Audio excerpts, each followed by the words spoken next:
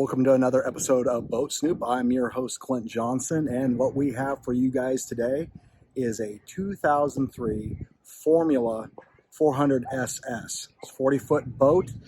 Let's take a look at her, and we'll check her out on the outside, and then we'll hop in and take a look at her there.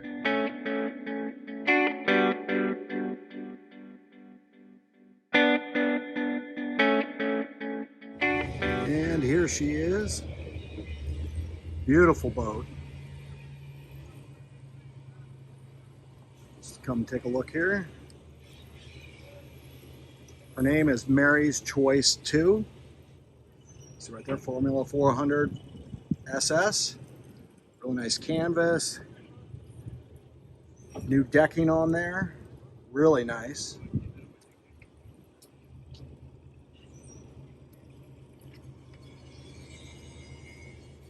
Take a little peek here before we get on board from the outside.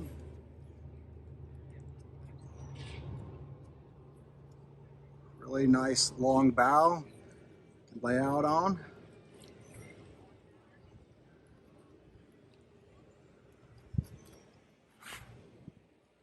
All right, well, let's get on board and take a look around.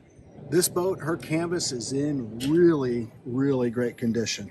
I'm not going to take it off today. I'm just going to move it aside and we'll come in here and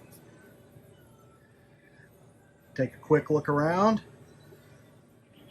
Really large seating area here in the cockpit. So you could fit a lot of family and friends. They do have a Yeti cooler here, but it does have little post holders so that you could install the table here in the cockpit area. Really large and roomy. If you hear that music in the background, that is the stereo. This boat does have a working stereo. All right, so here in the back of the cockpit, we've lifted up the engine hatch. I just want to point out these Mercruiser 496, just how clean they are. I'm actually going to get down there and give you a little bit better view. But from this vantage point, I just wanted to show you these steps here and the room compared to so many boats. The room you don't have, I guess I should say, on so many different boats that you actually do have in this engine bay. But it'll become even more apparent once I get down there and I show you a little bit more. Let's hop on down and take a look. So we put the engine access door up even more, and so I mean, just want to show how clean this engine room is. I mean, you're not seeing any, corrosion, anything like that.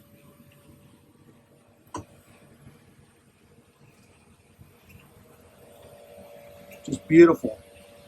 A tad bit of standing water in the bilge, completely normal. Right below the bilge pumps can't suck anymore. But look at the room outboard that you have. Tons of room outboard. And when you spin around, you look forward, really great easy access to your battery banks. And that's wonderful. I'm just standing on this little step here. You can pull them out, swap them out. Really nice there. And then you have the Kohler generator right here. So looking at this Kohler, this one only has 240.6 hours on it. Really nice. Another battery. I'm assuming without really tracing it out, that's for the generator. The tank here. More of that large area outboard on the starboard side, outboard the starboard engine. And then additionally, if you do look down, these steps actually flip up as well. So when you flip the step up, it gives you access to your strainers and you just kind of put it out of the way. It gives you even more room if you're changing belts, that sort of thing. Really nice. As we exit this engine bay, I forgot to mention, you don't have to raise the whole thing to get some access or to look in the engine room and check your bilge pumps. It does have this smaller door right here. You can just pop open real quick and take a look. So let's head forward. We'll look at the rest of the boat. Well, before we check out the Helm Station electronics, I have them warming up, like the radar and stuff like that. Let's go up and check out the bow. Really large bow area.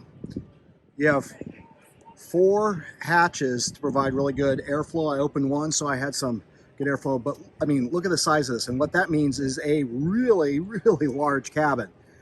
Really nice. So we head up here. We're gonna take a quick look at the windlass, and I just wanted to show you that indeed it is an electric windlass. So let's take a look. And here we go. Quick look here. A couple of foot pedals to operate it from up here. There is a windlass up and down button at the Helm Station as well, so you don't necessarily have to come up here to operate it. You can do it either way. So like I said, really large bow area. See your radar up there. Hopefully that should be just about warmed up. So we'll get down there, snoop around, and get back down to the cockpit and check out the Helm Station. So even though the radio is down below, and I'll show you that when we get down there into the cabin, you do have a remote control here to control your radio. So nice there. What we have here is we have depth. We have Simrad autopilot. We have the radar. You can see that's spun up and working. Speed, RPMs right there, front and center. New touch screen, Garmin plotter, and a little bit older Raymarine. But you got 2, so you can sit there and look at it with different views. Your VHF radios down there, and including the windlass up and down. You can't really see it because of the wheel. And this does indeed have the really nice bolstered chairs. You can flip them up or flip them down, and you have room for 2 people. So if you're a couple, that's perfect. You can both sit together. But let's head on down and check out the cabin. Hey guys, do you need a loan to buy your new boat? So many lenders. Who to choose? Are you getting the best rate? What if the boat I want is older than 20 years old? Not to worry, my friends. Boat Snoop has a solution. As a yacht broker, I have a boat loan broker and sponsor of this channel that many of my clients use to great satisfaction. I jokingly call him my boat lending leprechaun, holding the Holy Grail in his right hand while riding a unicorn over a rainbow into a pot of gold. You might ask, Clint, why do you call him that? Because this guy, he has been in the business for over 30 years and has connections to almost every major boat lender possible. Additionally, he has a good handful of lenders that can finance a boat 21 to 30 years old, and lenders that do that are not that common. Finally, he has one lending source that can finance boats over 30 years old. That's right, it could be possible to get a loan on an antique or classic boat. To summarize, using a boat loan broker such as this saves you time, as you only have to fill out one application instead of many from a whole host of different lenders, which is time-consuming and utterly exhausting. As many of my clients have found, he'll bring to you the best financing deals he can find and that you can qualify for. If you're located in the United States, need a boat loan for $20,000 US or more, and you are interested in connecting with my personally recommended boat lending leprechaun, just email me your name and best phone number at lender@boatsnoop.com. Upon receiving your email, I will personally introduce my lender and you via email. At that point, I just fade away and let the two of you get to work on financing your new boat. Now, as we head down to the cabin, the first thing we notice is here's our stereo system.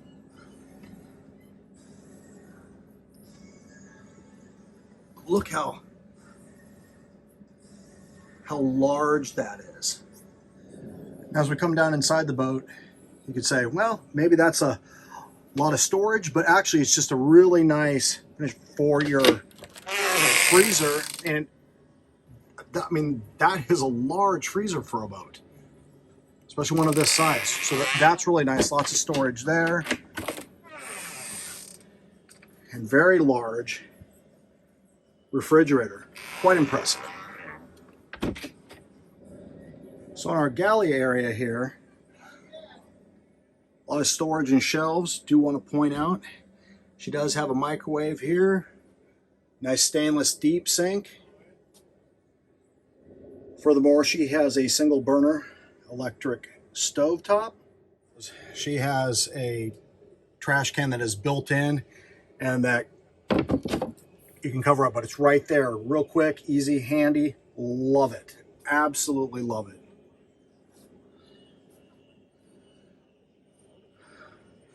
So really large area. You can have a couple people lay out on that. From what I can tell, it doesn't make out to a bed all the way across. I could be wrong on that, but I took a look and I didn't see any way that it makes out into a bed all the way across.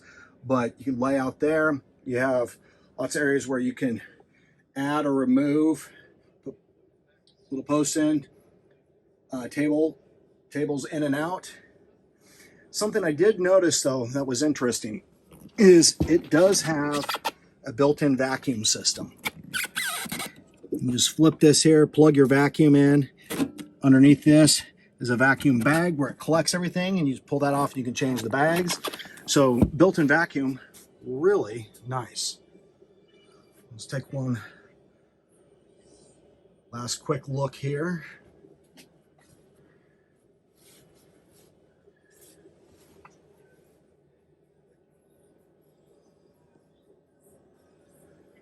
And then when you're laying out, effectively you have your TV here.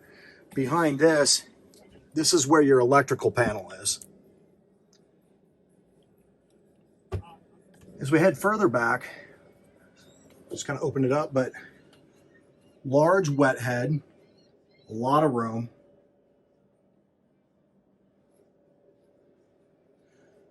It does have a curtain that comes across, but full stand up, sit down shower. Really nice, really roomy. And finally, we'll work our way, I'll close this door in the back, very large sleeping area. Now they are storing some of their stuff in here, but like, the additional tables and stuff, which can go up top or go down here. But I don't know if you can tell, I mean, this is a pretty darn good sized boat. Honestly, I know the mirror makes it even look bigger and you can see me in the back, but bunch of storage back here. But you could squeeze 3 full-size adults, but 2 full-size adults, I mean, a massive, massive, massive amount of room. And I do want to point out that the ceiling does go up actually here a little bit higher, and you do have a hatch there for air. So if you're an anchor and you open some of the front hatches and open this back one, the air would just flow through this boat wonderfully. Another even little storage locker right up there, in addition to these ones that I was showing you over here.